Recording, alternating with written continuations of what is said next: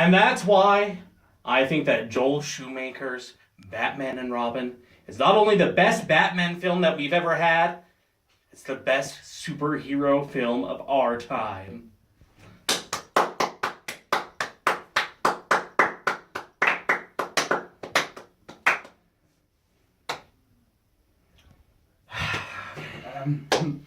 Hi, I'm Nate Unk. Hi, Nate! Hi. I really didn't know if I was going to come today or not, and it took a lot to get me here, and I didn't think I was going to share, but I have something to get off my chest. I like Indiana Jones and the Kingdom of the Crystal Skull. I know. Just hear me out.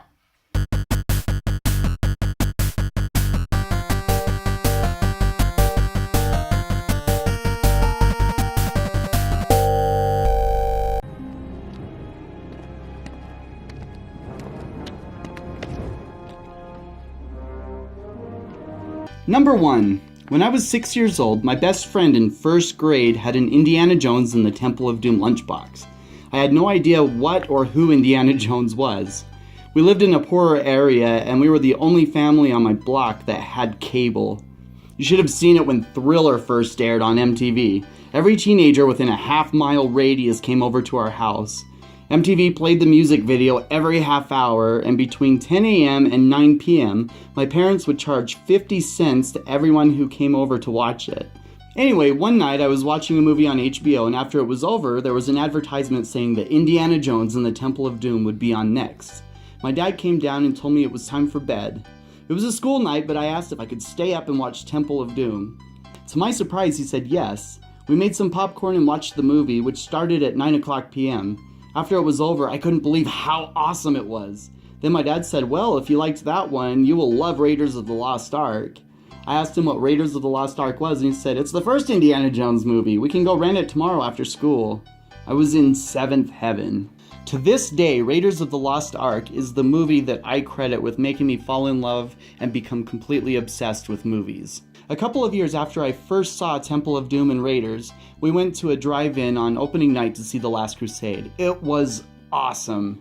At the time, theaters back then weren't as great and technological as they are now, so going to a drive-in where the sound wasn't the best and the screens weren't the best didn't make a horrible difference. I have loved Indiana Jones for 28 years now, and I was so excited for Kingdom of the Crystal Skull. Number 2. When I heard people talking after the film at the movie theater, after the midnight showing that we went to, there were a lot of people that were talking about why they didn't like it, or that it wasn't a real Indiana Jones movie, and that it had nothing to do with the other ones, and that it was really stupid. But I felt that they weren't really getting what Indiana Jones really is or supposed to be. Number 3. Is it an Indiana Jones film that fits in with the franchise? Yes. Yes, it is. I hope that with my review, I might be able to change some people's understanding about what Indiana Jones is and what he represents. And if you haven't seen the film, I hope that this review will inspire you to watch it, because it is a great action movie despite the disappointment that other fans felt. The original idea for Indiana Jones, created by George Lucas, was for the films to recapture the Pulp Fiction comic book serials of the 1930s throughout the end of the 1960s. These magazines were usually very entertaining, combining about 10% truth and 90% fiction. The stories ranged from action heroes discovering lost civilizations to detective stories to romance. The art was very detailed and gritty, but really neat to look at. The stories were always larger than life, like, yeah, right, like that could ever happen type stories. In fact, the opening boulder sequence in Raiders of the Lost Ark was an homage to one of Carl Barks' Uncle Scrooge comics, which were what the beloved cartoon series DuckTales was created after. Don't believe me? Take a look! George Lucas himself has said that the scene is from the Seven Cities of Cibola from Uncle Scrooge number 7, where the Beagle Boys, just like Indy himself, remove an idol from a pedestal, tripping a lever that sets off a trap that releases the giant boulder crashing down on them. When Indiana Jones was created, the idea was to make him a man, a myth, and a legend. He's an archaeological professor who takes leaves of absence to travel the world to find religious or supernatural relics, usually to beat the bad guys to the punch before they get to the relics and try to use them to take over the world. However, the powers are always too powerful for man to control, and it's up to Indiana Jones to go and stop the bad guys from getting these things and to take the relics and put them in museums or hide them away so that the power can never be used. He often travels with gorgeous women, short Asian kids, and is one heck of a fighter. The Nazis were used as the bad guys in the first and third films because they take place during World War II and travel to countries that were involved with World War II. The second film dealt away from World War II countries, basically based in India, so the Nazis were not used in that one. Instead, we got a really crazy death cult. The MacGuffins, a term usually credited towards Alfred Hitchcock, are the items that Indiana Jones goes in search of. For example, the Ark of the Covenant is a MacGuffin. It gets the story started. The Sankara stones are a MacGuffin. They get the story started there. And of course, the Holy Grail in The Last Crusade is the MacGuffin that gets that story going. Raiders had the Ark of the Covenant, both a Jewish and Christian relic that was the container that held the Ten Commandments. The stories say that the Ark was never allowed to touch the ground or be opened by anyone who was not the Messiah, and that men would be cursed and struck dead by the power of God if any trespasses were committed. The film depicts the Ark being found in the Well of Souls in Egypt, but the actual Well of Souls is found in caverns below the Dome of the Rock in Jerusalem. The Ark is not located there, however, and there are other stories and legends about where the Ark is located. Temple of Doom had the Sankara stones, another set of religious relics based on the Sivalinga, the symbol of the Hindu god Shiva. The legend goes that there was a high priest named Sankara who was given 5 stones by the god Shiva with godly powers that Sankara could use to combat evil. A couple temples in India actually have Sankara stones that are worshipped, since they are the symbols of Shiva, and many Hindu faithful worshippers have smaller Sivalinga stones or jewelry that they keep on themselves. The Last Crusade had the Holy Grail, a Christian relic that was said to be the cup that Christ drank out of at the Last Supper with his apostles. It is also said to be the cup which actually caught the blood of Christ during his crucifixion. The legends are complex because there are so many different legends that surround it, everything from being a cup to actually being a symbol that represents the real Grail, Mary Magdalene, who has been said to be a secret wife of Christ. We have the Da Vinci Code to thank for that one. Thanks, Dan Brown. The search for the Grail also plays a part in Arthurian legend, most famously associated with the knight Sir Galahad. Some texts describe the Grail as a cup, a bowl, or a platter. The ownership of the Grail has been said to be assigned to different groups throughout history, mostly the Knights Templar in the 12th and 13th centuries. Some sources say that the whereabouts of the Grail are in different churches, mostly in Spain. All of this information brings us to Indiana Jones and the Kingdom of the Crystal Skull. To quickly review, the Indy plots revolve around religious relics setting up the story. Crystal skulls do exist and were, or are still, religious artifacts known to Mayan cultures in South America. The most famous crystal skull was brought to light by the British explorer F.A. Mitchell Hedges, who claimed his daughter Anna had found the skull under a collapsed altar inside the temple in Belize. Referred to as the Skull of Doom, locals said that the high priest used the skull to bring death. Anna Mitchell Hedges also claimed that the skull had telepathic abilities that could hypnotize people to do terrible things and could even give people visions of the future, and claimed that the skull had shown her a vision of the JFK assassination. Other skulls exist as well and are on display in museums around the world. Certain Mayan cultures believed that beings from other worlds or dimensions came from out of the sky and brought them knowledge and worshipped knowledge more than gold, just as the film states. The Mayans believed that these beings would return again one day. In the realms of fiction and adventure stories, these relics are just as valid as the Ark of the Covenant, Sankara stones, and Holy Grail.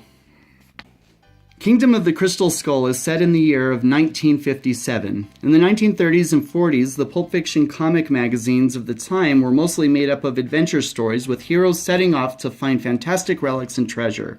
People loved those stories since America was experiencing the Great Depression and they were looking for an exciting escape and dreams of fortune. By the time the late 50s rolled around, America was competing against Russia in the space race, and the US government was also dealing with the Red Scare, fighting communism on all fronts. The Russians were a great choice to replace Nazis as the bad guys. Because Americans were so invested with the space race, science fiction became a very popular genre, and everything in the entertainment industry, be it movies, books, and even music, were all obsessed with science fiction. Same thing for the pulp comic magazines. Stories of adventures still existed, but they had shifted from religious or cultural exploration to science fiction. Because the earlier films were set in earlier times, the films were made to represent those genres of the time. The fact that Kingdom of the Crystal Skull has a science fiction element to it only makes it more of an Indiana Jones story because the filmmakers knew what they were trying to recreate. We have the religious artifacts, the time period bad guys, mystery adventure, and what's the difference between aliens from another dimension or even outer space as compared to, I don't know, the armies of ghosts that live inside the Ark of the Covenant that come out and melt the faces of people who look at it? Or stones that allow a bad guy to rip somebody's heart out, put them in some kind of mattress box spring skeleton, and lower them into a pit of lava while their heart, completely away from them, bursts into flame the closer they get to lava. Or the Holy Grail saving people's lives. Or the wrong Grail completely withering you away to dust. Where's the difference? I don't know. You tell me. Well, it's about time to cut to... Yes? I just had a question on Hargrove's normative culture model. Forget Hargrove. Read Ver Gordon Child on diffusionism. He spent most of his life in the field.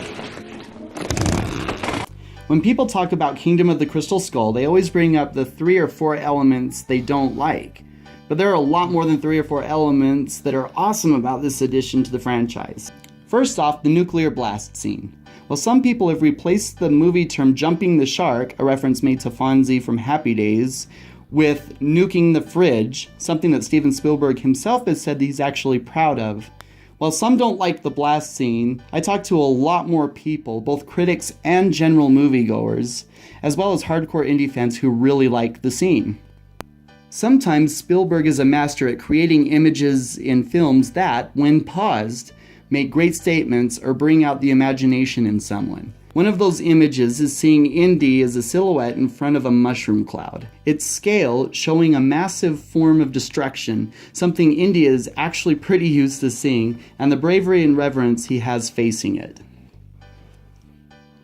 The South American scenes where Indy and Mutt go to an asylum looking for Professor Oxley and see his cell with all of the different clues written all over the walls, the discoveries at the graveyard, including fighting off some crazy locals trying to protect the graves and tombs where the Crystal Skull is discovered, and the adventures inside the Mayan temple itself are all great. They give the viewers the same sense of adventure and discovery that the first 3 films did so well. While more CGI special effects were used in the film, which most of us all agree wish there would have been more practical and prop-based special effects, some of the scenes look really good. The big ants attacking and not going around the Crystal Skull was fun, and was pretty cool to see the ants work together to build an ant tower to get to their prey. And even one of the jerky Russian communist soldiers gets what's coming to him. The scenes depicting the 1950s are great. The scene where Indy and Mutt are in a 1950s diner off of a college campus discussing the disappearance of Professor Oxley and the legends of the skulls, and there are bad guys waiting to apprehend Indy, and Mutt starts a classic diner fight between some greasers and some jocks, is both exciting and really funny. Even though Harrison Ford has gotten up there with age, he still looked good playing Indiana Jones, and he still had his great dry wit and tough guy confessions where he blunders. He still played the character very well, and I'm hoping that he will be just as great when we see him in Star Wars: The Force Awakens as Han Solo. Ray Winstone also had a fun character. He betrays Indy and Mac cross paths again, and Indy breaks his nose, Then later on, Indy finds out that he is a double agent and really on his side all along, but eventually his greed gets the better of him. Karen Allen returning to the franchise was welcomed. It could be debated whether or not she was a good addition to the film or not, but I liked seeing Marion Ravenwood again. She was always my favorite of Indy's love interests, and it is fitting that Indy should end up getting married to her.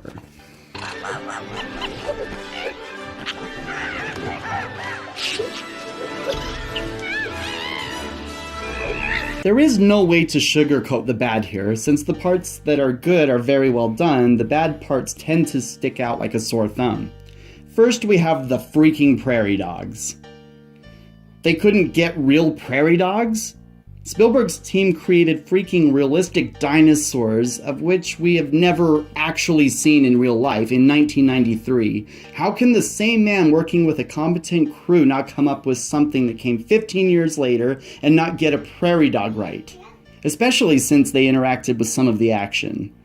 Now, don't get me wrong, I love Cate Blanchett in other films that I've seen her in. This is not one. Her Russian accent is so bad that it makes Sean Connery's horrible Russian accent in The Hunt for Red October seem like an Academy Award-winning performance. Shia LaBeouf swinging in the trees with monkeys to catch up with a car chase? Not only did this make absolutely no sense, the special effects were the worst shots in the film. Shia LaBeouf, a Tarzan does not make. I wish there were features on DVDs or Blu-rays that would allow you to program your movies to take scenes like this out. I'm not counting the aliens or the sci-fi plot elements as a bad here, because I've already explained that they were representing the 1950s pulp comic magazines of the time period.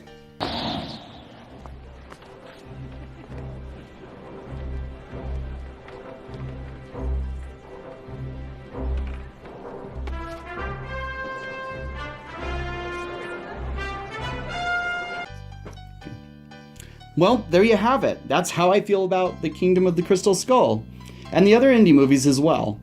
I do have to point out that actually having education in film and film history, as well as having an obsession for pop culture for many other things, has given me more optimistic outlooks on films and other mediums of entertainment.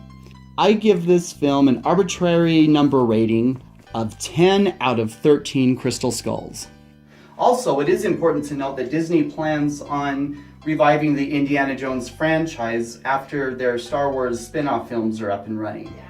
The rumor is that Chris Pratt may take on the mantle of Indiana Jones if Harrison Ford is too old or unable to do the role for whatever reason. I'm totally cool with that. I think that if they want to keep the series going, it's great. Of course, Indiana Jones will always be associated with Harrison Ford, but as we've seen with 24 James Bond movies, Sean Connery was great, but other people were able to take on the mantle of 007 and have it turn out just fine. Also, I think that Chris Pratt actually has a good countenance that would be able to make him a good Indiana Jones. He can be super goofy or have a dry wit, whereas Indiana Jones has a dry wit. I think that he'll be very good in the role if he tries it. And if it doesn't work, then they won't make any more, whatever. Also, here's a word to you fanboys out there, which I actually think of as fanboys are to movies or comic books or pop culture as fair weather fans are to sports teams. You're not real fans. And you know what?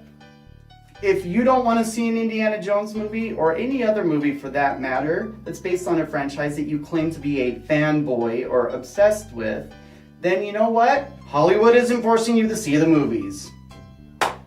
It's your choice to partake in whatever entertainment you want. As for me, as long as adventure has a name, it will always be Indiana Jones. We're reviews versus the world.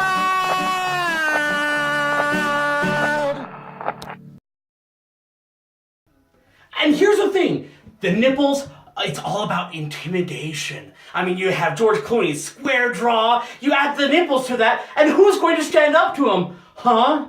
Really? Yeah, Christian Bale, you got nothing on that. Nothing.